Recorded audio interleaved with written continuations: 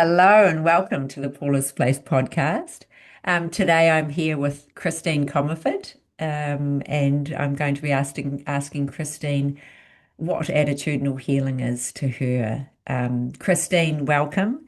Thank you. And great. And you're in Mill Valley, California. We first met in one of Kathy Harris's online women's groups back in 2021. And yeah, to introduce you, Christine, it was like, oh, where do I start? You know? Anywhere. Yeah. Well, I know this about you that, for over 30 years, you've been a leadership coach, you're an entrepreneur, a human behavior expert, you're a best-selling author of three books, Power Your Tribe being one of them, Smart Tribes, and Rules for Renegades.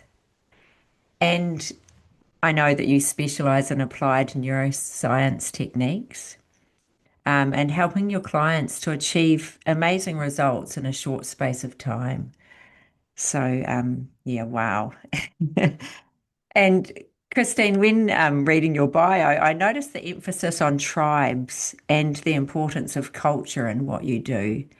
And I'm just wondering if you could elaborate on that.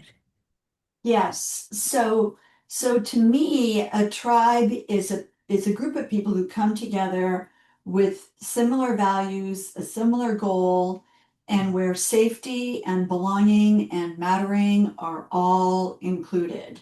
Yeah. And I just find like in the world right now, everyone is, there's a lot of polarity, there's a lot of divisiveness, but we're all part of the human tribe. We all want to feel safe. We all want to belong to something. We all want to know that we matter, that we're not inconsequential, that we're not replaceable, that we have unique gifts to bring to the world and to people in it. So I just find in all my work, whether it's the spiritual retreats that I lead or the corporate work, um, or the hospice work that I've done for 27 years, it's really about how can we bring people together. Attitudinal healing supports that a lot because it's so love focused. And then I just find that whenever anybody is angry or lashing out, attitudinal healing says that they're asking for love, and that's true.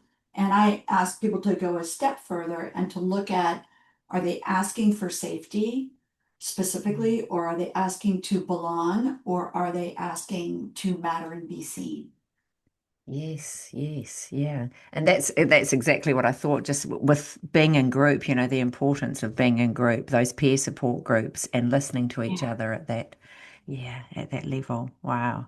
And I like how you take it even further. So, Christine, thanks for coming here today and or being with me today. Can you explain what attitudinal healing is in your own words? Yes. To me, attitudinal healing really is about coming from a place of forgiveness, compassion, seeking to understand humanity and the paradox of being human, which Yes. is, we can be amazing, loving, clear, connected to the God within us, and we can totally forget all of that and get angry and lost and irritated and frustrated, etc. Yeah. So attitudinal healing is starting to look through like the lens of love Yes. and to notice that, we can be love finders, seek out, look for love instead of look for faults. Notice that really we can be peaceful inside regardless of what's happening outside. Mm. And just choosing, because it is a choice, choosing to live that way. Yes. Yeah. Yeah. And that's that whole word of choice, that we are human at the end of the day, and we stuff up, and but we can choose again, can't we? Yeah, you can Yeah, always choose again. yeah, yeah. Yeah. Christine, would you like to tell us your attitudinal healing story? Okay. I had sold one of my companies in 1995, and it was an exhausting process. And I was pretty burned out, and I moved back to the Bay Area. And I was just noticing that I was dealing with a lot of fear because I had golden handcuffs with the new company.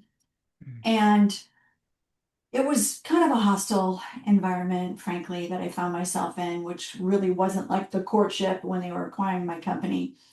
And it was tricky to navigate that company and to see sort of a lot of my dreams kind of changed and my people not really treated properly and let go. Um, so I started just, reading more and more spiritual books and branching out beyond spiritual books that I had thought of. And I came back to the Bay Area and I felt really called. I'd had two cancer scares that ended up being benign, 91 and 95. And I felt really called to get involved with some sort of hospice care. Mm. And I picked up Love is Letting Go of Fear, and I started reading that.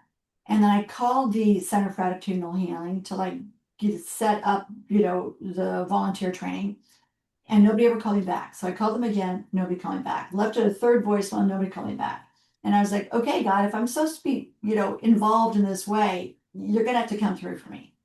So I go out to dinner one night. I was super frustrated with attitudinal healing because no one was calling me back. I was like, what's wrong with these people? Yeah. And again, I'm a business person. I expect people to like be on it, come Yeah. on. And I go out to dinner and Jerry Jampolsky is there. He's having dinner with his wife, Diane.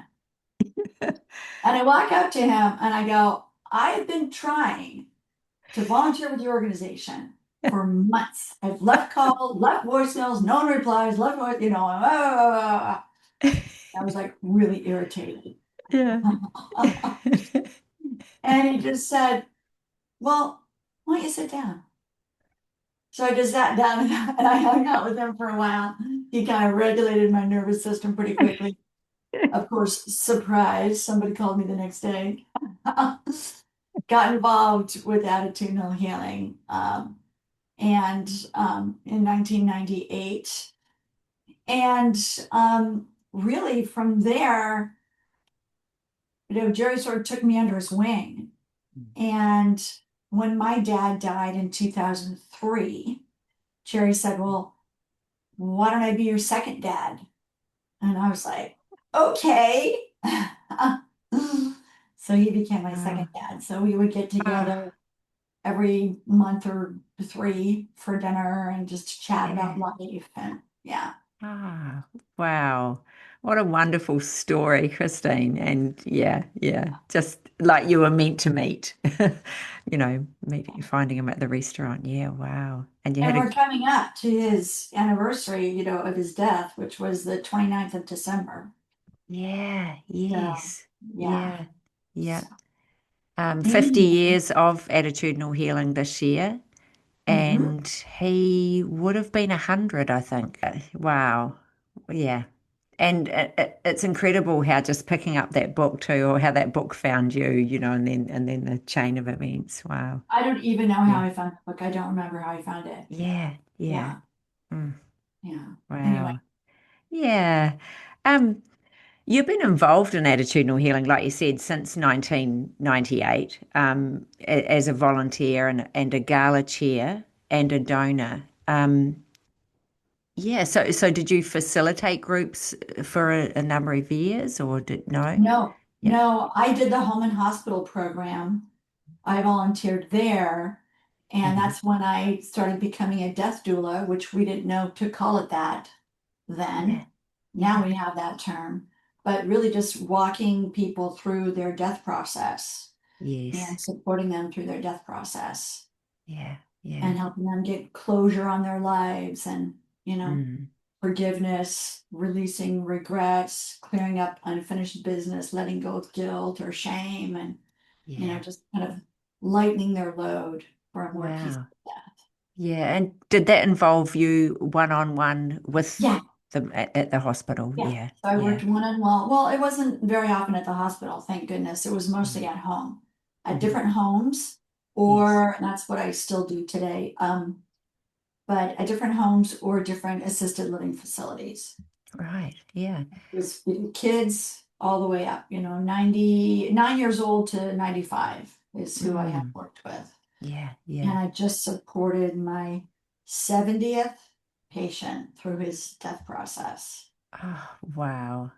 Yeah. So Gee. And that was something that Attitudinal Healing had up and running, was it, in earlier years? at the time, yeah, Yeah. they Mhm. discontinued the home and hospital program. So I work with a few different hospices now. Yes. Yeah. Wow. Mm. Um, yeah. So how do you use attitudinal healing in your daily life, Christine? Well, Mm. really, Paula, it's what I mentioned earlier. It's like Mm. it is a lens to look through and see life differently. It Yeah. really is.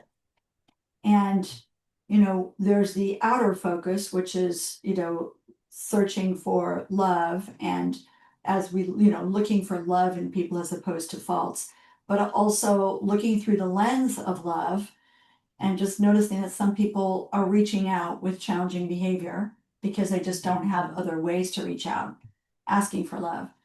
But I think also what's really helpful, especially now, I see so many people, and I've got a lot of friends that are Buddhists, and they're like really angry with Trump. And I'm like, I think that's aversion, right? Which is the opposite of attraction. How about neutrality? How about let's actually practice Buddhism? Yeah. If you're like railing against Trump, you're actually not practicing Buddhism or attitudinal healing. Yes. Yeah. Yeah. That's So it. how can we be peaceful inside regardless of what's happening outside? Yeah. So just noticing how much suffering is generated when people give their center away, give their Mm. quiet, still Yeah. center away. Exactly. Yeah. And, health is inner peace, Mm. healing is letting go of fear. Yeah. And all those, the 12 principles, some days I am working on certain ones, other ones have become more kind of ingrained in me and more Yes. default behavior. Hmm. Hmm. But it's just a really helpful way to look at relationships, yourself, the world, etc. Yes. Yeah. And that reminder too, to just keep coming back to our essence, to, Keep coming back to your yeah, home. yeah, Yeah. yeah, yes. And isn't it amazing that, after how many years, almost 30 years coming up that you've been doing attitudinal healing, that you're still, that it still requires the work in a Yeah, way. Yeah, it does. yeah, Especially when I get triggered, right? yes, yeah, When yeah, I always ask myself the question when I'm triggered, okay, what would love do? yes. What would love do right now? You know? And then Mm, I also will ask, like when I'm making a decision, what is for the highest good of all? And if it's not for the highest good of all involved, then it's not a decision I want to make, or I don't want to go down that path. yes, But yeah. really, I really believe that we're in love school. I really think planet Earth is love university. Yeah. And we get all sorts of challenges and opportunities and courses we get to take on how to do love better. Yeah, yes, yeah, yeah, You notice that. And you can yeah. take the curriculum or not, but you came here, so as Ram Dass says, you may as well take the curriculum. Yeah. Yes, everyone's our teachers, aren't they? And especially family sometimes can be. Oh my God. Yeah. Talk about button pushers. Yeah. Yeah. Oh. Christine, what would you say to someone or a workplace or school, someone starting out with their attitudinal healing journey? Maybe they want to bring it into the workplace or something. What would you Yeah, say to I them? would say baby steps and look at where the challenges are and just pick one or two principles. Yeah. Yes. Just start small. Start small and build on that. And Mm. remember that everyone's coming to this from a different place and everyone's coming from a different base of experience and a different degree of curiosity. Um, and see if you can notice what would bring somebody the most inner peace Mm. and work on that one, that principle with them first. Yes. Yeah. Because once they start to see the benefit, then they'll be curious about what else there is. Yes. Yeah. Yeah. Yeah. And I guess modeling it too is part of that. You have to model it or Yeah. else nobody's going to believe you, you know? Yeah. Yeah. Um, yeah, I'm looking forward to listening to this again. And I know that there's plenty more that I'd love to ask you. But do you have any final thoughts, Christine? Anything else you'd like to add? Yes. Mhm. People think about legacy often towards the end of their life. Yeah. And what I've noticed with attitudinal healing is it gives us an opportunity to intentionally create our legacy now, because with these 70 people that I've helped die over the past 27 years, I've had so many deathbed conversations, so many deathbed confessions. I even received a marriage proposal as one of my patients was dying. I said, no, please leave all your money Oh, to your family. You don't need to leave all your money to me. Leave it to your family, please. yeah. Wow. Uh, but Oh, what I found is that the legacy that we leave is in the hearts of the people that we interact with.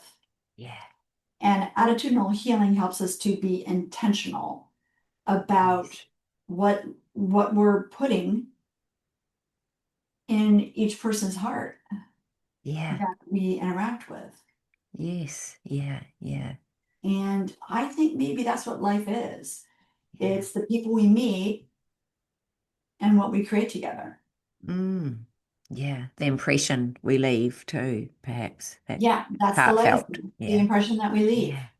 Because Yes. as we know, that ripples out, right? And if we want to be a Mm. light worker, you know, Yeah. especially in these somewhat dark times, you know, Yes. Yeah. spread love, Yeah. help people Especially, love more. yeah. Yeah. Yeah. Especially at the moment. It's well needed. Yeah. Yeah. Like that, what's that bumper sticker that I love? It's like wag more, bark less. I love it. Oh, thank Yeah, when you. I see my friends, I'm really happy like I wagged. I'll remember that one. Yeah, you have Need to to get lighten that made up, up. it can get heavy otherwise. Yeah. Anyway, thank you for your Oh, time today. yeah, thank you so much, Christine. It's been lovely being with you. Take care. Bye bye.